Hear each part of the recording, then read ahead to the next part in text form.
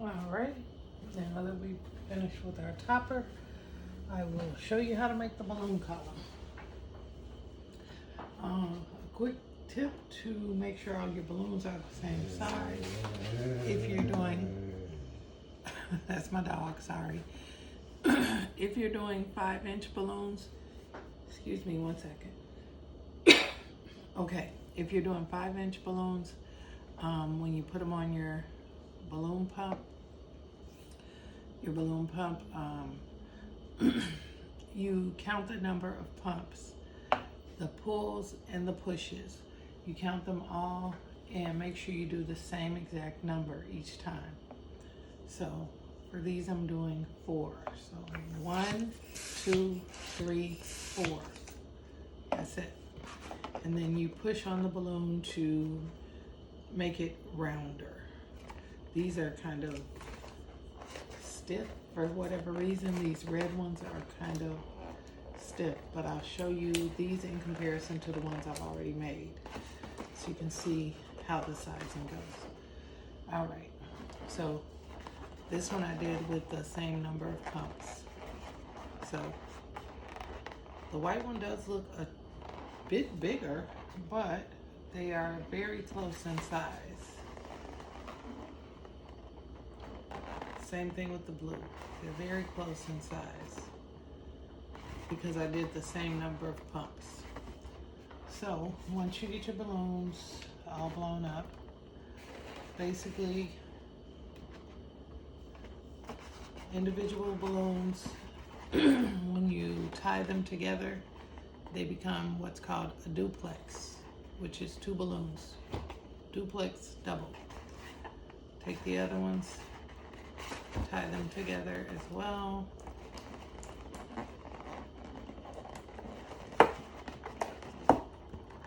All right, now you take 2 duplexes and put them together to make what's called a quad.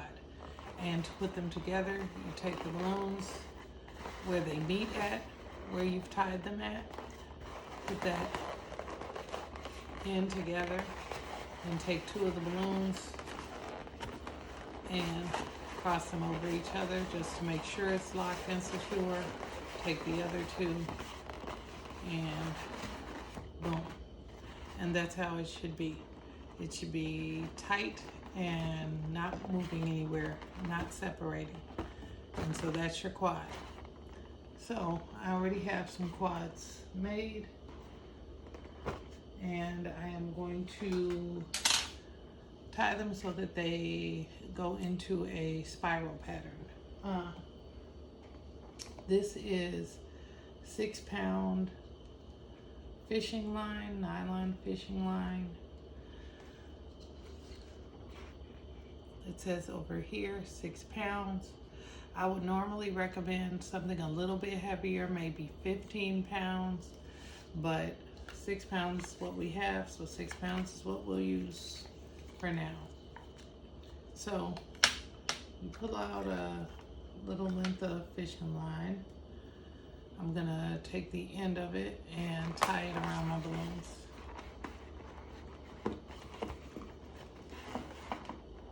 Like literally tying a knot here.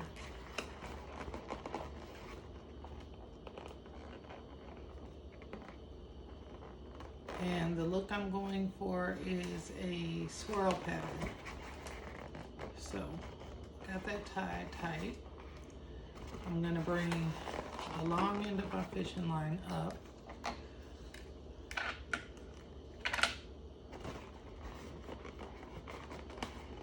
Take that one, and basically to do a 3-color swirl, you'll have to figure out what your dominant color is. For me, my dominant color was blue. So what I did was, and the red and white are my accent colors. So I have more blue balloons than I have red and white. I create duplexes of 2 blue balloons and then another duplex of 1 red and 1 white. And then we tie them together like this, making sure that they alternate. So 1, 1, 1, 1. So the colors are alternating. And so I did that for all of my quads. And so once we get ready to stack them to make our swirl, we are going to put it on top of the other one in between, in those spaces in between. It'll rest right there. It'll sit right there. They can sit this way, but not really. They nestle like right in here. And this red one is here, so the next one should be over some. And so that's how you know that you are doing what you need to do to make your swirl. So here's the fishing line. So I'm gonna bring the fishing line up, bring it around that balloon, take it down to the bottom, and bring it around one of those at the bottom, and just kind of go around to make sure that I am securing it. Pull my fishing line tight, keep my balloons tight, and now we're ready for the next layer. I've already created all my quads, so I'll just keep going. So that's the first one and the first stack, and it's already moving over, so we're going to do the next one the same way, and it should also be moving over. So as it fits in that space, we started with red here, now it's here, then it's here. So now here's our fishing line. We're going to bring that up. We're going to go down. We're going to tie it around. We'll loop it around that next row. Bring it back up. Loop it around again somewhere else. This time we're going to take it all the way down to the bottom and bring it back up again. And I'll just loop it around here just for good measure. And so as you can see, maybe you can't, but our swirl is already starting. And for these, I'm only gonna do maybe 4 or 5 levels or layers. So now we're up to our next one. Let's go back around here to our reds. It started here, then here, then here. We got them going like on an angle. So here's our next one. And we're gonna do the same thing again. That red is moved over one more. Find our fishing wire, bring it up, bring it over.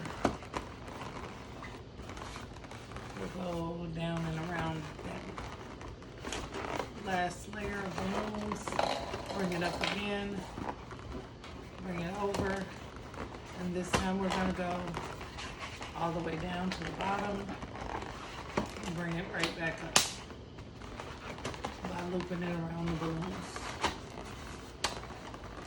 Pull it tight, make sure it's taut, and your column should be pretty sturdy. I don't know how tall I want to make this, but I think we'll go up one more. And try to make sure your quads stay flat. That's how you're going to keep your structure stable. So we've got one more. Our red started over here, and now it's moved all the way around here. And we're going to do one more, still moving to the side.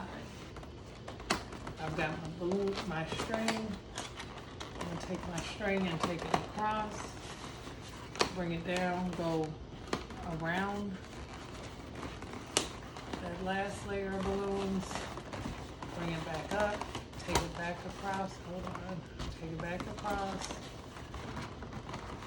come to this side, and we're going to go all the way down with it. We'll go part of the way down with that one because I want to make sure I pull it tight. Bring it back up. And this one will go all the way down. And by all the way down, I mean I'm actually taking it all the way, weaving it through the balloons and going down to one of my bottom balloons, and we can bring it back up.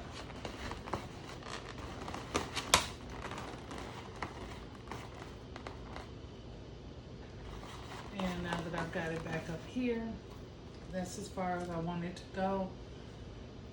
I am going to cut my fishing line.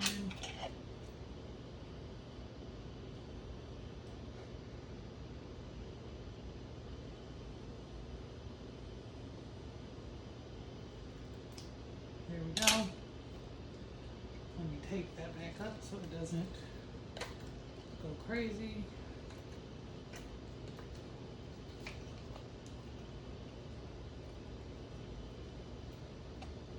And there's usually some type of piece of tape or paper or whatever, it's tape, holding the fishing line onto the little spool so that it doesn't unravel.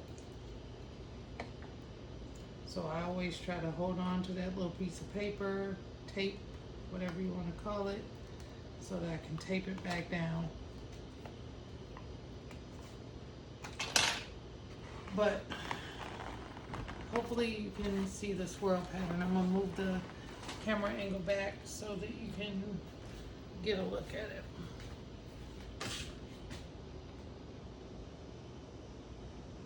And let's tip it up a little bit. I don't want the on the file. All right, there we go. And so let me grab it by this little string here.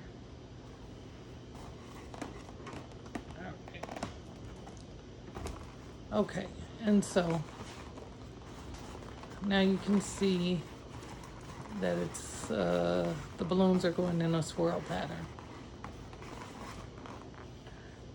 And these are the colors for my event, so that is it. That is my mini balloon column. You can also do this for bigger balloons and of course making bigger columns. And let me get the topper just so you can see what it'll look like on here.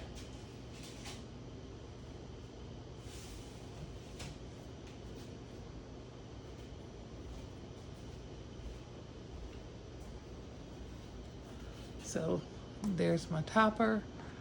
It's gonna be on a little stick. So here, let me zoom the camera back out because I think I'm zoomed in a bit. All right, ignore all my junk in the background. This is my kitchen. It's the easiest spot to work in right now. Got a little glue oozing out of the side here. Just want to clean that off a bit. Okay, so the topper will go there. I'm gonna attach the topper to the stick, and the stick will go down in the middle of my balloons somehow, and it'll be like that. And so that will be, that's kind of how it'll look.